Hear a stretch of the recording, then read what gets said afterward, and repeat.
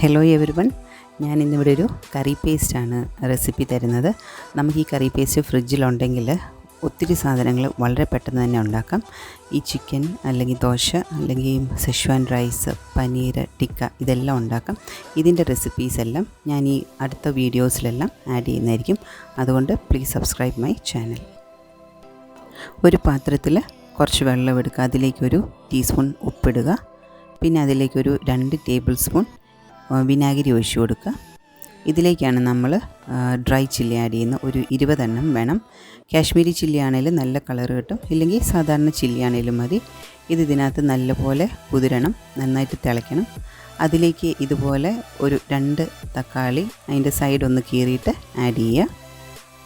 തിളച്ച് വന്ന് കഴിയുമ്പം ഒരു 5 മിനിറ്റ് തീ കുറച്ച് ഇതൊന്ന് വേകാൻ വെക്കണം. ഇടയ്ക്കിടയ്ക്ക് ഇളക്കി കൊടുക്കുന്ന, നല്ല ഇങ്ങനെ താത്തി കൊടുക്കുമ്പോൾ അത് പെട്ടെന്ന് വെന്ത് കിട്ടും. അതവിടെ റെഡിയാകുമ്പോഴേക്കും വേറൊരു പാത്രത്തിൽ ഒരു 2-3 ടേബിൾ സ്പൂൺ വെളിച്ചെണ്ണ ഒഴിക്കുക. അതിലേക്ക് ഒരു വെളുത്തുള്ളി മുഴുവൻ വേണം. തൊലിയോടെ ഇട്ടാലും കുഴപ്പമില്ല, ഫ്ലേവർ കുറച്ച് കൂടുതൽ കിട്ടും. തൊലി കളഞ്ഞിട്ടാലും കുഴപ്പമില്ല. പിന്നെ ഒരു 2 ഇഞ്ച് ഇഞ്ചി നല്ലപോലെ ചോപ്പ് ചെയ്തത് ഇടുക. ഇത് നല്ലപോലെ ഇളക്കി ഒന്ന് വഴറ്റി എടുക്കുക. ഇത് നല്ലപോലെ വഴന്ന് വരുമ്പോഴത്തേക്കും ഒരു സവോള അരിഞ്ഞത് ചേർക്കുക. ഇതിലേക്ക് ഒരു കൈ നിറച്ചും ചെറിയ ഉള്ളി ചേർക്കുക. ഇനി ഇത് നല്ലതുപോലെ വഴറ്റിയെടുക്കണം.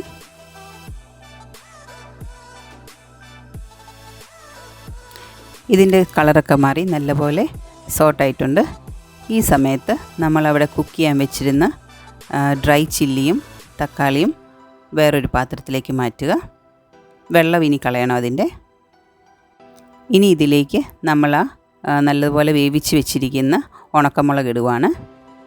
ഇനി ഇത് നല്ലപോലെ വഴറ്റിയെടുക്കണം. അതിൻ്റെ വെള്ളമയം മാറുന്നത് വരെ ചെറു തീയിൽ അല്ലെങ്കിൽ മീഡിയം ഫ്ലെയിം ആണെങ്കിലും കുഴപ്പമില്ല, നല്ലപോലെ വഴറ്റുക. ആവശ്യത്തിന് ഉപ്പ് ചേർക്കുക. ബാക്കി വേണമെങ്കിൽ നമ്മളിത് ഗ്രൈൻഡ് ചെയ്ത് കഴിഞ്ഞിട്ട് ഉപയോഗിക്കാം. അടുത്തത് തക്കാളിയുടെ ആ തൊലി ഒന്ന് എടുത്ത് കളയുക. അതിനുശേഷം അത് ചെറുതായിട്ടൊന്ന് ക്രഷ് ചെയ്തിട്ട് ഇതിലേക്ക് ആഡ് ചെയ്യുക. ഇതെല്ലാം നല്ലപോലെ ഒന്ന് സോട്ടാകണം, പച്ചമണം മാറണം. ഇതിപ്പോൾ റെഡിയായി വന്നിട്ടുണ്ട്. ചൂട് പോയതിന് ശേഷം മിക്സിയിൽ ഗ്രൈൻഡ് ചെയ്തെടുക്കുക. ഇതേ പാനിലേക്ക് തന്നെ ആ ഗ്രൈൻഡ് ചെയ്ത മിശ്രിതം ആഡ് ചെയ്യുക. നമ്മളിനി നല്ലതുപോലെ ഇതിനെ ഒന്ന് സോട്ട് ചെയ്ത് ആ വെള്ളമെല്ലാം പറ്റിച്ചെടുക്കണം. ആദ്യം ഒരു ടേബിൾ സ്പൂൺ വെളിച്ചെണ്ണ ഒഴിക്കുക. ഇതിലേക്ക് 1 ടീസ്പൂൺ ഷുഗർ ആഡ് ചെയ്യുക.